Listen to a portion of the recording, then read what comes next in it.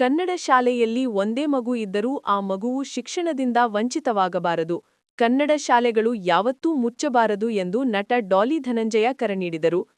ಅರಸೀಕೆರೆ ನಗರದಲ್ಲಿ ಅವರ ಬಾಲ್ಯ ಸ್ನೇಹಿತರು ಸ್ಥಾಪಿಸಿರುವ ಡಾಲಿ ಧನಂಜಯ್ ಬ್ರಿಗೇಡ್ ವತಿಯಿಂದ ಆಯೋಜಿಸಿದ್ದ ಕನ್ನಡ ರಾಜ್ಯೋತ್ಸವದಲ್ಲಿ ಭಾಗವಹಿಸಿ ಅವರು ಮಾತನಾಡಿದರು.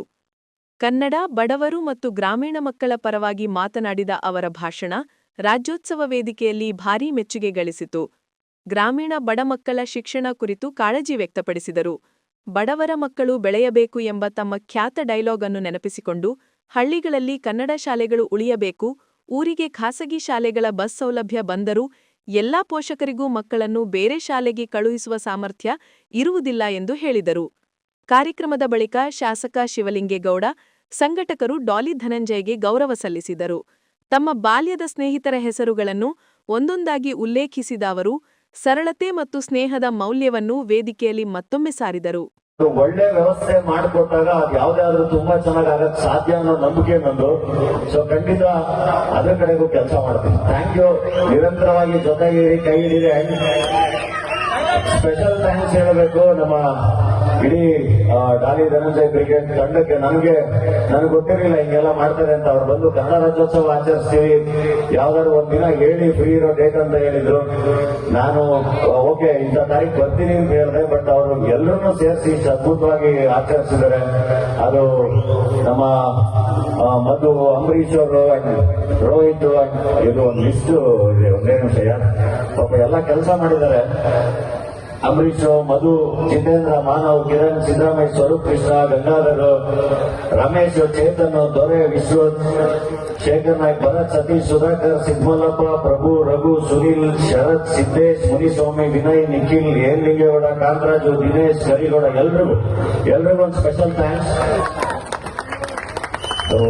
ಏನೇ ಯಾವುದೇ ಒಳ್ಳೆ ಕೆಲಸಕ್ಕೂ ನಾವು ಖಂಡಿತ ಜೊತೆಗಿರ್ತೀನಿ ಅಂತ ಹೇಳಕ್ ಇಷ್ಟಪಡ್ತೀನಿ.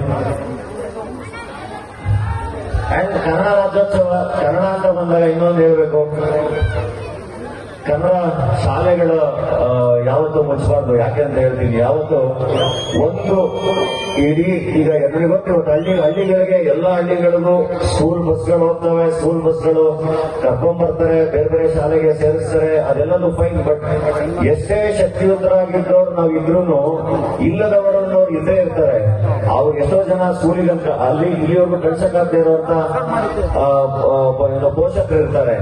ಒಂದಿಷ್ಟು ಮಕ್ಳು ಇರ್ತವೆ. ಅದು 5 ಜನ ಮಕ್ಕಳು, 10 ಜನ ಮಕ್ಕಳು ಆ ಸ್ಕೂಲ್ಗೆ ಹೋಗ್ಬೇಕಾಗಿರೋ ಒಂದು ಮಗುನು, ಆ ಒಂದು ಮಗು ಇದ್ರೂ ಕೂಡ ಅದಕ್ಕೆ ವಿದ್ಯಾಭ್ಯಾಸ ಮಿಸ್ ಆಗ್ಬಾರ್ದು. ಹಂಗಾಗಿ ನಿಮ್ಮ ಊರಿನ ಸರ್ಕಾರಿ ಶಾಲೆಗಳನ್ನ ದಯವಿಟ್ಟು ಕಾಪಾಡ್ಕೊಳ್ಳಿ. ಸಾಕು. ಅದರಲ್ಲಿ ಇಬ್ಬರೇ ಹುಡುಗರಿದ್ರು, ಆ ಇಬ್ಬರು ಎಜುಕೇಟೆಡ್ ಆದ್ರೂ ಅವ್ರ ಕುಟುಂಬದ ಕನಸೆ ಕಂಡಿರಲಿಲ್ಲ.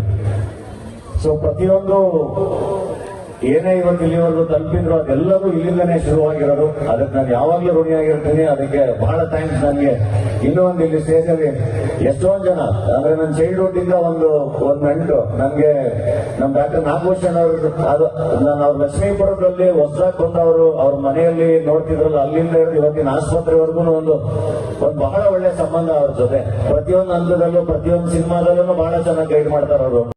ಆಕಾಶದ ನಕ್ಷತ್ರಗಳಲ್ಲಿ ಗಂಗೆ ಬಿಚ್ಚುವುದಾದರೂ ಹೇಗೆ ತಾಯಿ ಅಂತ ಒಂದು ಏನು, ನಮ್ಮ ಬೇರು ಎಷ್ಟು ಸ್ಟ್ರಾಂಗ್ ಆಗಿರುತ್ತೋ ಅಷ್ಟು ಚೆನ್ನಾಗಿ ಹೊರಗಡೆ ನಾವು ನಮ್ಮ ರೆಂಬೆ ಕೊಂಬೆಗಳನ್ನ ಬಿಚ್ಚಬಹುದು ಅಂತ.